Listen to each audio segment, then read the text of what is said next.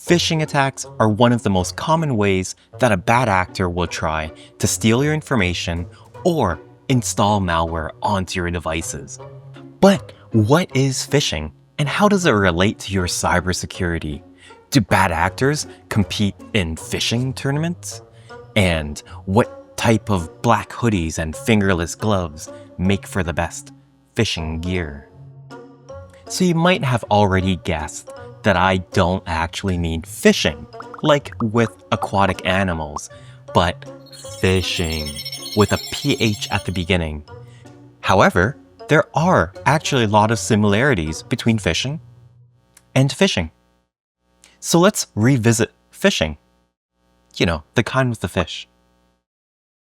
For example, when you drop a fishing line into a lake, you attach something that a fish would find enticing, like a worm, to try and get them to take an action. In this case, the action is to take a bite of the lure.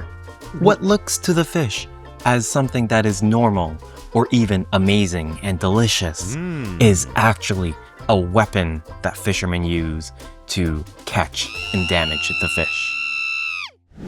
A phishing email or message serves the same purpose as the fishing rod, bait, and hook. The message is the fishing rod. The enticing offer in the message is the bait, and the malware is the hook. Depending on the type of malware that is being distributed, the purpose may be slightly different. But most phishing messages are sent with the intent of stealing data, gathering sensitive information, or gaining access to your devices. And phishing attacks are super common. You might be surprised to hear that 9 out of 10 cyber attacks are actually launched using phishing emails. Phishing can sometimes be a game of numbers for bad actors.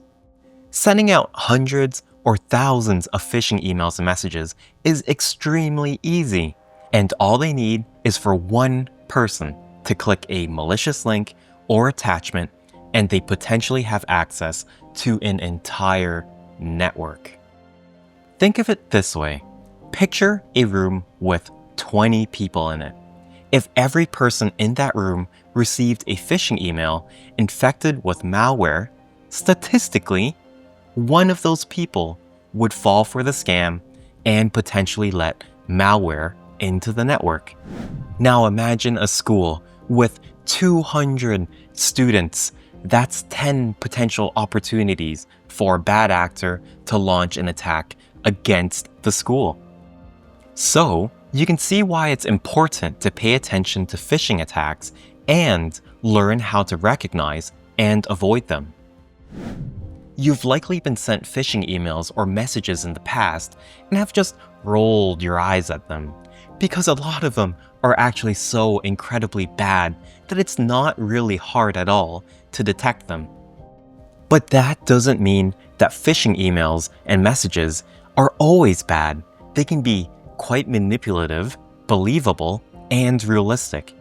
They can masquerade as an alert from a video game, your friends on social media, your IT department, or even your teachers. And all that a bad actor needs is for one person to let their guard down, just for one moment, and bam, they're in.